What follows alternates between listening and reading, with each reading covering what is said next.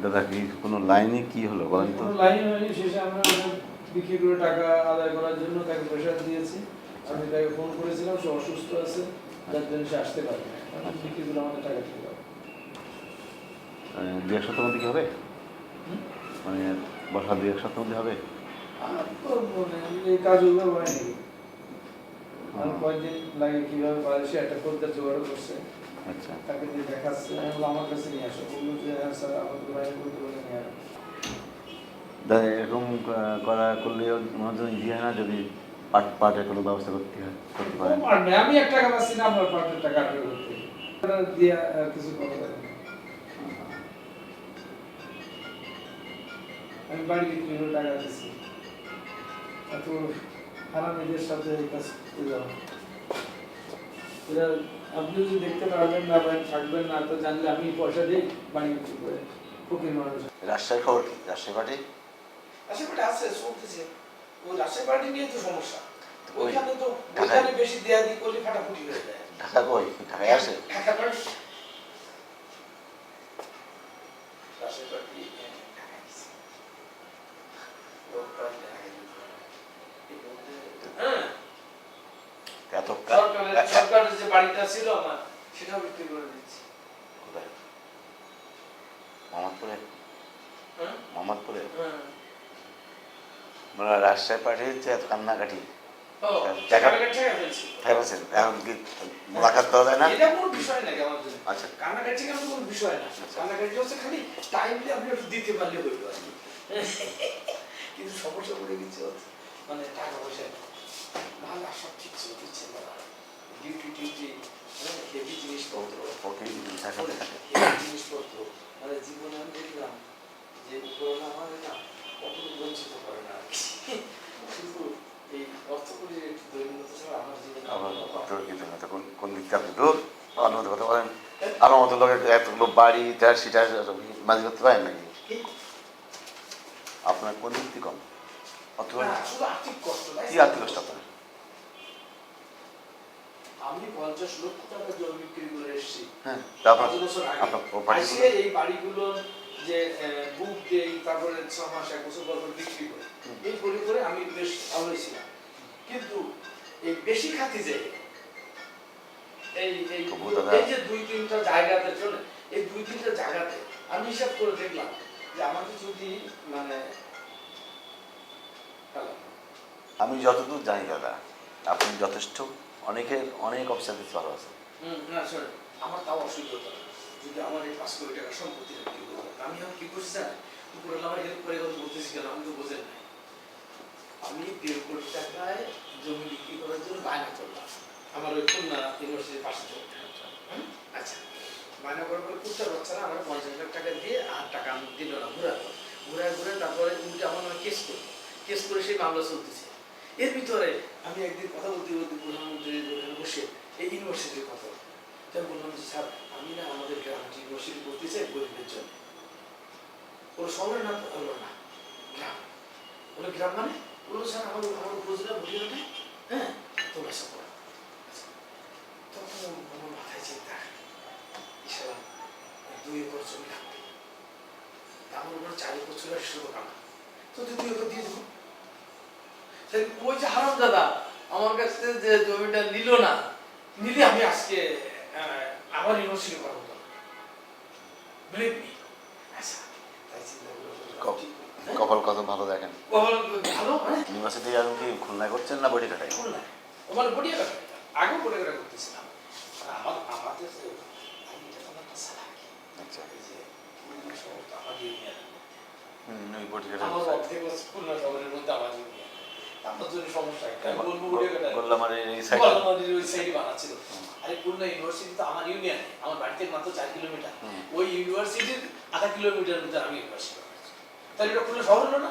ওটা বটিকাটা তো বটিয়াঘাটার কথা বললে সেখানে রাজি করা হচ্ছে। আপনি আমার সালাকে বুঝলেন না? হ্যাঁ, ভালো আইডিয়া। আমি কয়েক জায়গা লাগে। আমি যে কয়টা কথা বলি বুঝছেন, আপনি ধরে নেবেন যে দাদা এর ভিতরে কম হলো 25% নিতে কথা বলতেছে। তা বলুন। এই যে প্রধানমন্ত্রী বললাম যে এটা শহরের নাম, আমি বুঝলেন আপনি তো মিথ্যা কথা কিছু বলেন। এটা মিথ্যা কথা। মিথ্যা কথা যে ওইটা এখনো বটিয়াঘাটা সব দেখা হয়। তাহলে ওখানে তো পৌরসভার মধ্যে না তোরা? না না খুলনা সিটির মধ্যে। না না, ওই ইউনিয়নটা বটিঘাটা। ওর ইন্ডিয়ান আপনার ল্যান্ডে শুনে ল্যান্ডে কি লেখা আছে? মৌজা থেকে বটিঘাটা। সেটাই তো আপনার বলতেছি। তো অসুবিধা এখন উনি যদি শেষ মিনিট বলে যে তা ঠিক আছে তোমার ইউনিভার্সিটি হয়ে গেছে সব জায়গায় উদ্বোধন করে দিয়ে আসি, মোর মামি তো এর মধ্যে ঠিক করছি প্রিন্সিপাল সেক্রেটারি নিয়ে যাবে। ওটা যখন টিন শেড দিয়ে তৈরি করতে হবে ওনারা নিয়ে যে মানে ভিত্তি না, ভালো করছে দাদা, ভালো আইডিয়া। সিনেমার খবর কি?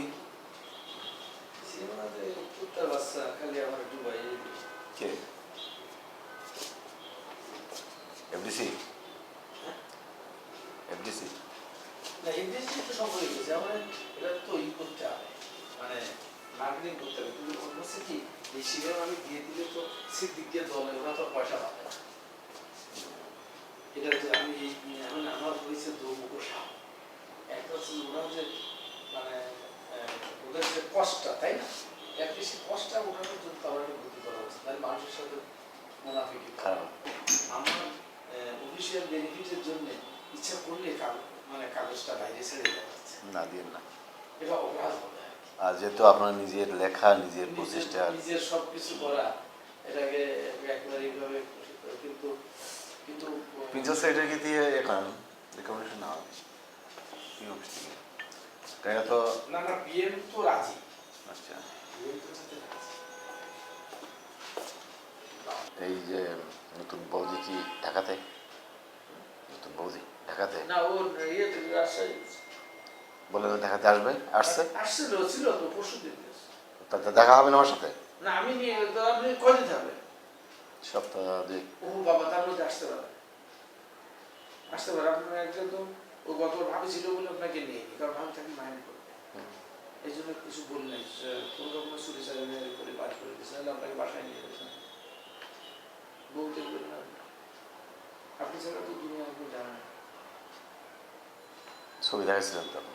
ছবি দেখাচ্ছে তখন বিয়ে হয় না। ছবি দেখেছি। হ্যাঁ, বিয়ে হবে না কেন? তার বিয়ে আপনাকে দেখাচ্ছে আর সিদ্ধি যান সিদ্ধি অত ক্লিয়ার লাগে না, অল্প। সিদ্ধি হয়তো পুরস্কার দেয়। কিন্তু মা আসছিল তো, আমার ভাই আসছিল বিয়ের সময়। তারপর যে পুজো হলো আমার বাড়িতে, আমরা বাড়িতে গেছিলাম। সে বাড়িতে ভেরি ফর্মাল, মা নিয়ে যায়, ভাই নিয়ে যায়, এসে ঠিক আছে জানাই না অফিসিয়াল, কারণ জানাই তো নানা সমস্যা সেই জন্য। এছাড়া পাপ তো আর কিছু নাই, এটা তো মানে অফিসিয়াল বিয়ে। মনে মিল থাকলে আমি দেখলাম।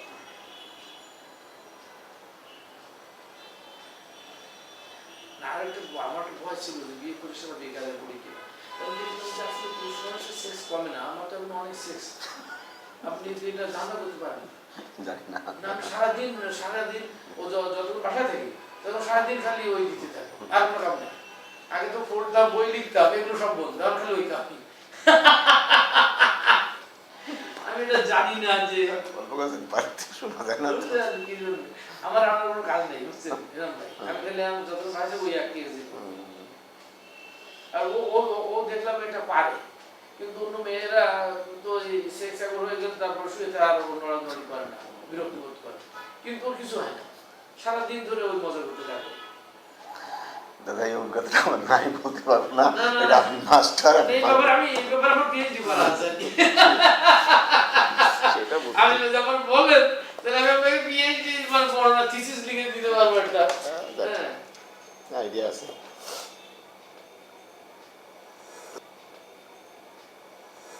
বাসা নিচ্ছে কোথায় মনে পড়ে? এবং আমি একটা জিনিস দেখি মনে আপনার ফ্ল্যাটে, মানে আপনার একটা ফ্ল্যাট ছিল, ওই ফ্ল্যাটে উঠেছেন? হ্যাঁ ওই যে বুড়িদের যেটা ইয়ে ছিল সেটা বুড়িদের টাকা পেয়েছি। আর আমার বুড়ি তো ওই যে বড় টাকা থাকে ও প্রত্যেক দিন রাখবে, ও ঘুমানোর আগে আমি যখন এখানে অফিস থেকে যাবো তখন উঠবে আমার টাইম, তারপর যাই ওইখানে আন্টির সাথে আড্ডা আমার সাথে খেয়ে তারপর আমার ওই গাড়িতে আবার এসে বাসায় নামবে, তারপর গাড়ি এখানে আসবে, তখন ওই দিন 11টা 12টা হয়ে যায়। তুমি ওই এই যে বারবার ফোন দিচ্ছি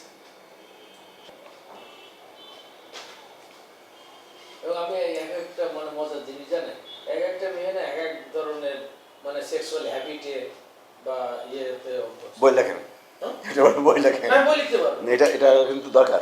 না না, যেমন ধরেন এই যে আপনার এই বৌদি, হ্যাঁ এটা ওর তো আপনি ছবিতে দেখছেন, হ্যাঁ ওর গরম টরম যেতে ওমা আমি দেখি এটা পিকুলিয়া, মানে এ হচ্ছে ওই যে আপনার পিছন দিক দিয়ে সেক্স করে না, আমরা দেখি না, হ্যাঁ এটা হচ্ছে শুধু সেই জন্য, অন্য কোনো কামে দেওয়া হয় না।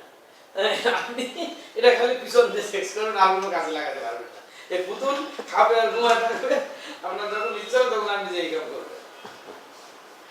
এবং দরকার সারাদিন করে না কি ওর